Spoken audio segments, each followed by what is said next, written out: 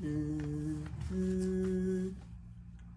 I'm just going to start reading anarchist theory as a way to practice my voice and, spread the good word, spread the good news to everyone who hasn't heard it yet. I actually wrote this morning. It's a tiny little zine.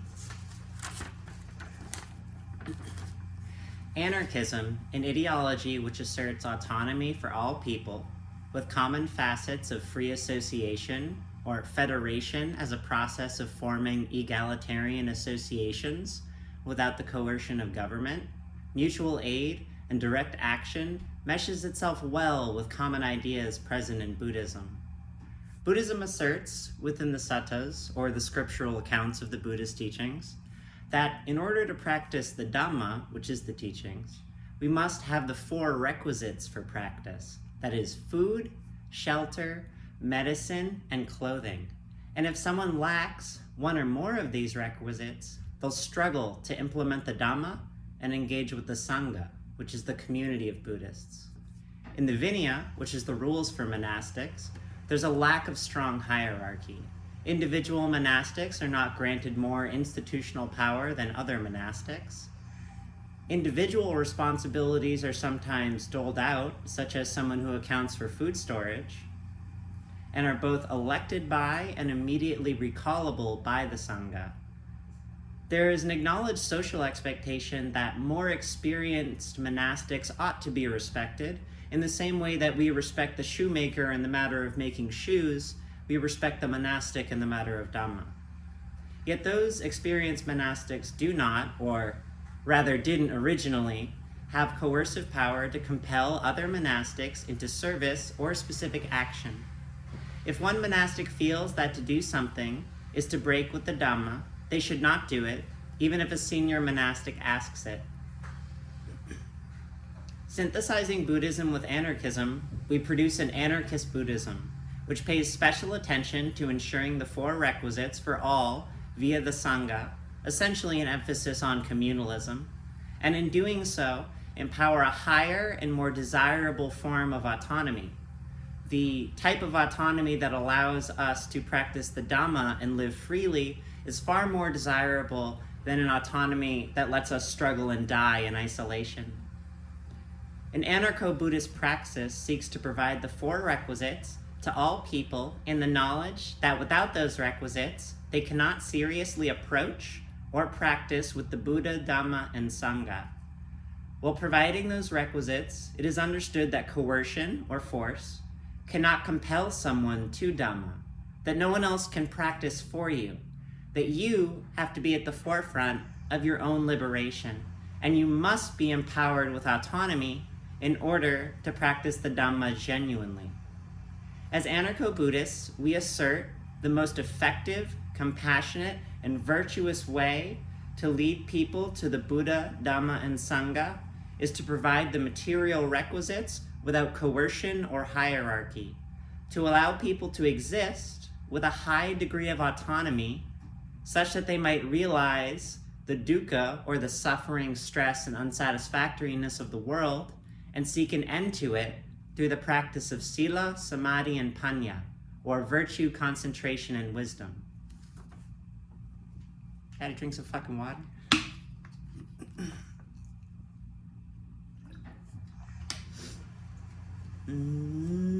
So what does this look like practically? How do we practice anarchist Buddhism today? In this, we can split action into two major types. One, the immediate provision of the four requisites to all people without requirement or coercion. And two, the building of the Sangha in such a way as to ensure requisites and autonomy now and tomorrow.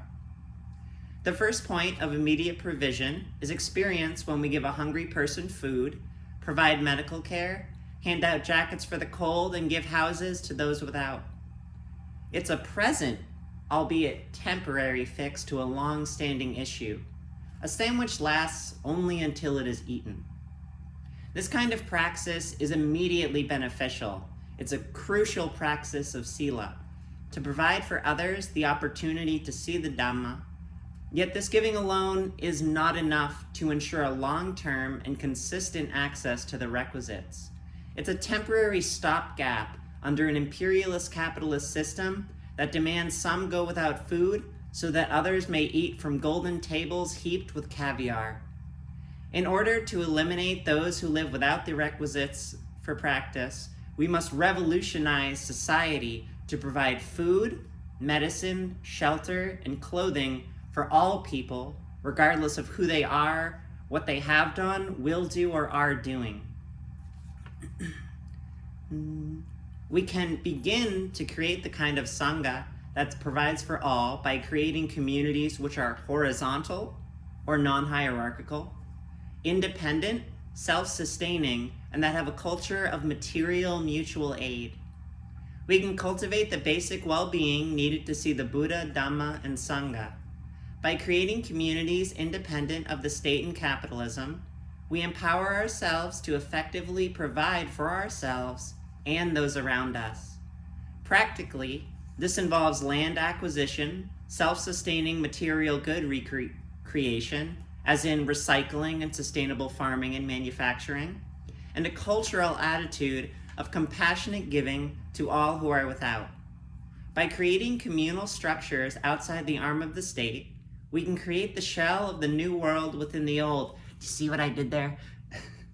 Resisting hyper-individualist, consumerist, and hierarchical culture and state institutions by willfully living with autonomy and compassion. So what if we do it?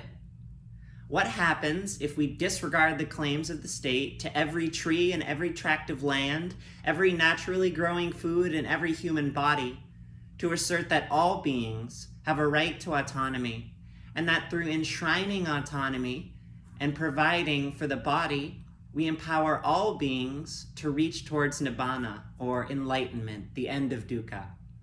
The state, eventually seeing a threat to its power, will attempt to police or outright destroy such challenges. Through taxation of the Sangha to support its imperial military and police efforts, through demanding that any community follow the dictates of the state, independent of what the Dhamma says, as in compulsory military service, immoral laws, private property, deprivation of material needs from the poor, and the demand that any land used by community be acquired through state-regulated private property, regardless of whether it's being used as a financial holding or a third home of the rich.